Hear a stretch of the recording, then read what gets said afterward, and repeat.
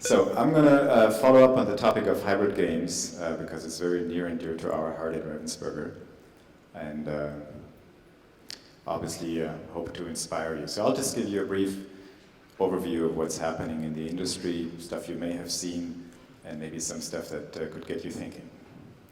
All right, off we go.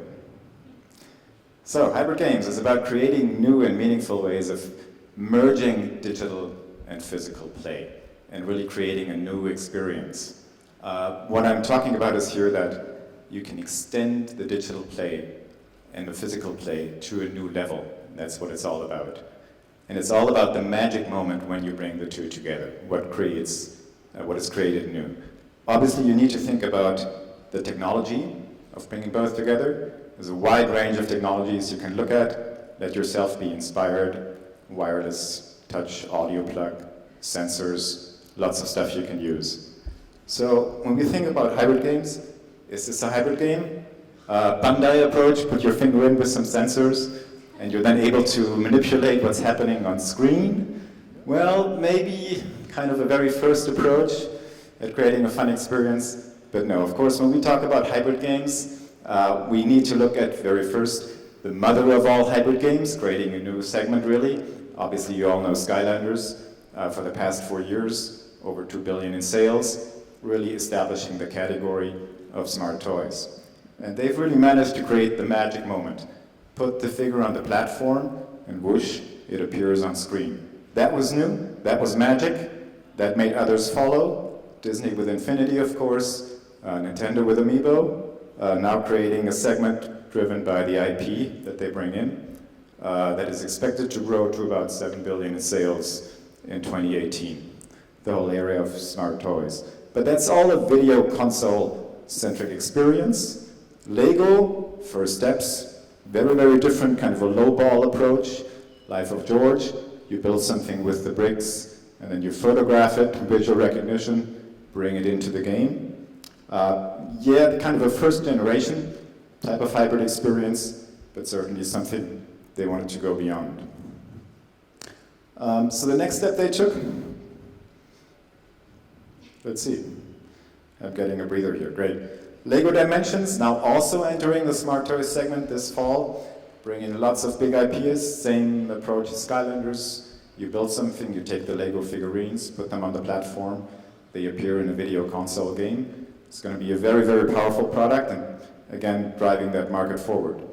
Other approach, Tip Toy from Ravensburger, very different hybrid product. You have a stylus with an optical recognition with a USB connector, so you've got the software content on the stylus, and you're able to read an additional level that is printed on books and board games, thereby bringing them to life and showing an extra level of digital content. Remote controls. Anki is a famous example. You have a digital play, configuring your cars, setting up the racing track. Everything happens in the app, but then you use the app to physically control your app racing cars that are racing around. A famous example of the whole category of remote-controlled apps. Sphero, same direction. Little robot ball you can control with your app. Also coming with an educational tool for programming so that kids can learn about programming. Reconfiguring the robot, trying out new stuff to steer it around. Great example for educational toys going in the hybrid direction. Power Up, very, very successful Kickstarter campaign, building your paper plane and then motorizing it with a little engine and a Bluetooth connector, and then you're able to steer your paper plane with the Bluetooth controller that's part of the app. Talk about a kid's dream come true, controlling your paper plane. Makey Makey, we just saw, connecting pretty much any device to become a game controller with the little electric sensors, measuring the difference in current. You can touch the device, those bananas then become a piano that you can touch and play different notes. Again, making everything part of the physical, part of the hybrid gameplay. Cognitoys, another Kickstarter project, showing the concept of talking toys. You can ask this toy a question, it's wirelessly connected to the internet. Question goes to IBM Watson, hopefully coming back with an intelligent answer. We'll see, but certainly taking the concept of educational talking toys to a new level. Conductive cards, Having trading cards, collectible cards, importing them into the game, carrying the content physically, then extending the digital gameplay by touching the screen, or reading the card with a QR code, what have you. There's a wide range of topics with card games being imported in digital games.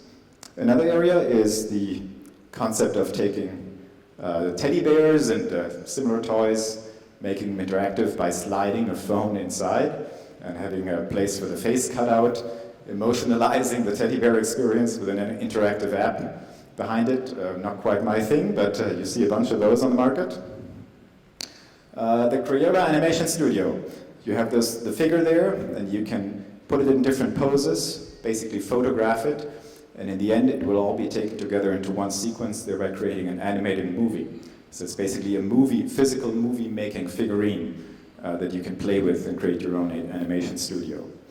Speaking about movement, the MOF band, you put in 2 wristbands with motion sensors and wireless connectors.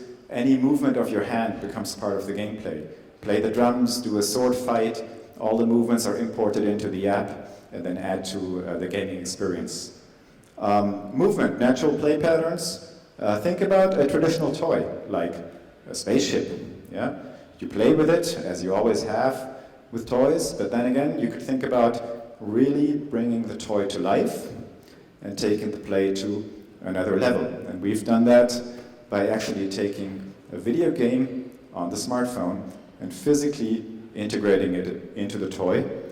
And thereby you have the toy reacting to the movements. You've got a full game experience becoming part of the toy, and then taking play to an extra level.